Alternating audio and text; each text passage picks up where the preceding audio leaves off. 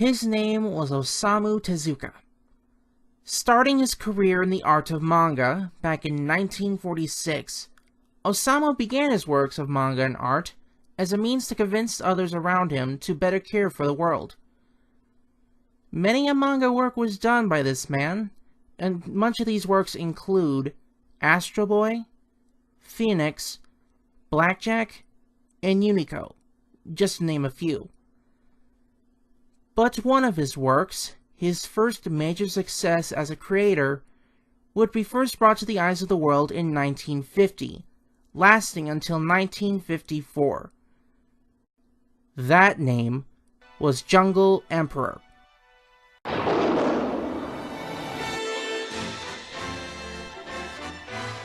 Also more commonly known as Kimba the White Lion during its English broadcast, this anime stood the test of time for many years since its first ever debut back in 1965. This is a name that has been revived itself time and again, and under a number of different platforms, from simple television runs to stars on the big screen. Each adaptation and revival bringing forth a different flair to the lion's name. Either from his days as a young cub to his time as a proud king, Kimba the White Lion became a name well known worldwide. As for the original anime, the original Kimba the White Lion lasted from 1965 to 1966, with a grand total of 52 episodes in full, each one bringing its own kind of flair to the series itself. Do I consider this to be a flawless masterpiece? Well, you're just gonna have to find out now, won't you?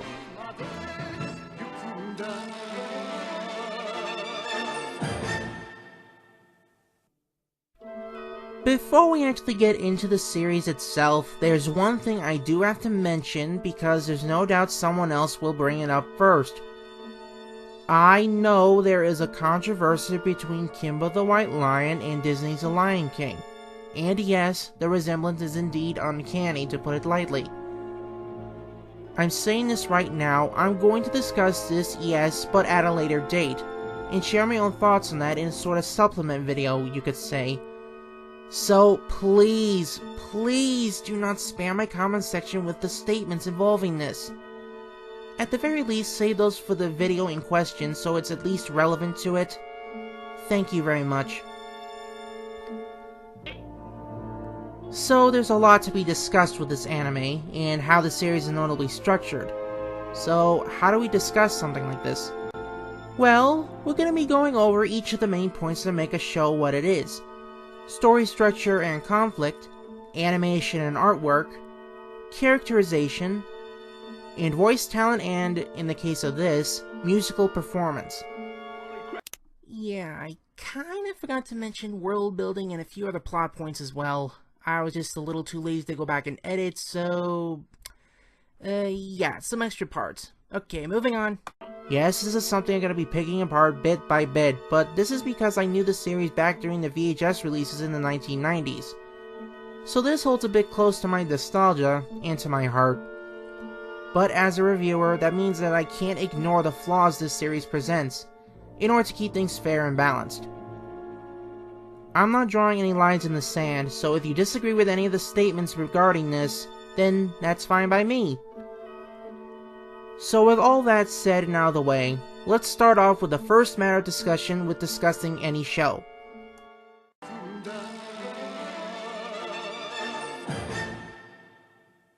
So what kind of story does this anime have?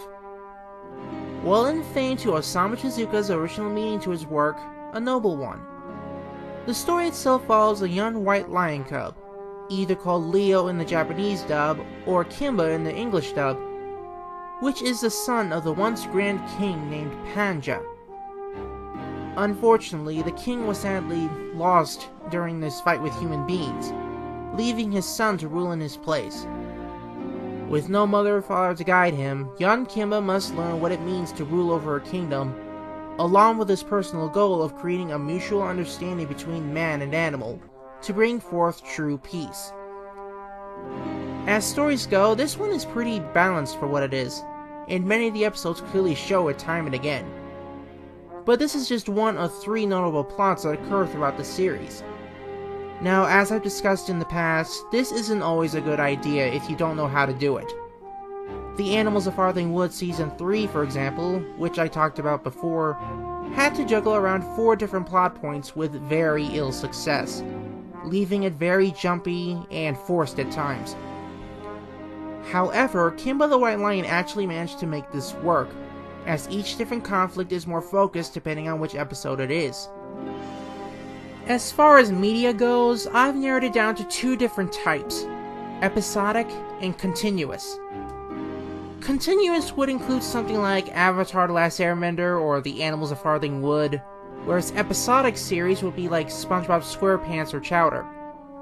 And then there are shows that mix these 2 together, such as Friendship is Magic and Steven Universe.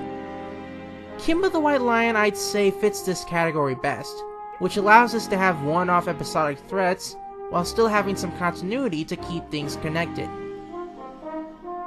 While this does give it more freedom in what stories it wants to tell, that does mean that it sometimes has its own kind of errors in continuity.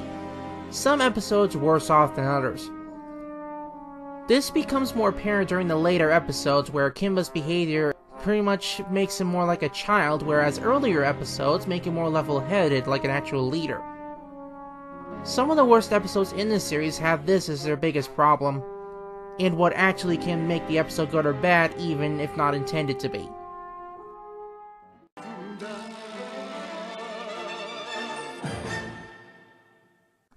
With any sort of media, we all know, conflict is what drives the story along, no matter what style you're going for. If there's no conflict, there's no story. While the first conflict involves the jungle and trying to adopt human civilization for a better life, the other 2 mainly involve more physical conflict with outside forces. Either new animals coming to the jungle, or dealing with the main antagonist, which we'll discuss later in the character section. The reason this works here and not in other shows is both the runtime and structure, both of which Kimba the White Lion has more than enough to work with, and works to its potential. Still, the types of conflicts they have to deal with can be, for lack of a better word, a bit crazy. Some are understandable. Hunters, the weather, even some local animals time to time. But then we got giant reptiles, mutated plants, prehistoric dinosaurs, and who knows what else.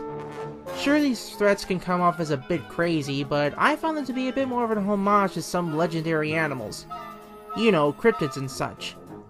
Most of which involving that the dinosaurs are still roaming the Congo today. It's still uncanny, sure, but at the very least they do have some bit to explain, and have some influence behind it.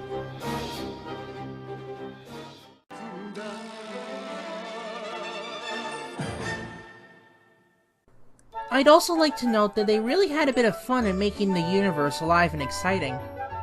Sure, most of this is placed in the real world, with places like Madagascar, the Congo, Egypt, and so on being real-world places, but that doesn't mean they didn't ignore the creative freedom in creating their own sort of history and world in the series.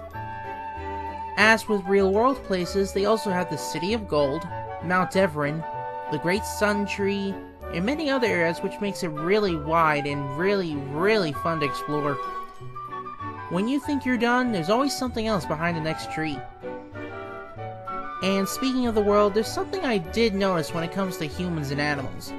Namely, how easy it is to actually understand one another. It only takes them at least 1 episode for the animals to start learning the human language, and half of that for Kimba to even get started. And those humans that hear Kimba later on in the series don't really get fazed by much.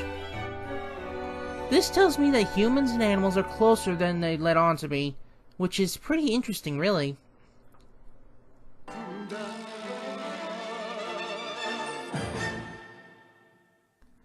The pacing with each episode also is something to consider. Even if it has 52 episodes to tell a story, the show makes sure that every half an hour counts, making stories go on a pretty fast pace depending on what it is. I hardly counted even one time where filler was ever really used, and the few times it does is usually to better push in a plot point, or to show off the music a bit. Still, not every plot in the series is really handled with gold, and as I've stated, there's some that don't really hit the mark as well. The best example of this is episode 17 and episode 18, which both pretty much tackle the same kind of message they're trying to give, which in this case is self-worth. For episode 17, unfortunately, the plot of self-worth is more of a subplot if anything, as it mostly focuses on the actual threat, which is Puffy Adder. Episode 18, however, brings this message to the forefront. I'm probably going to go over this at a later date, but here's a scene from that episode just to show you how seriously they take this.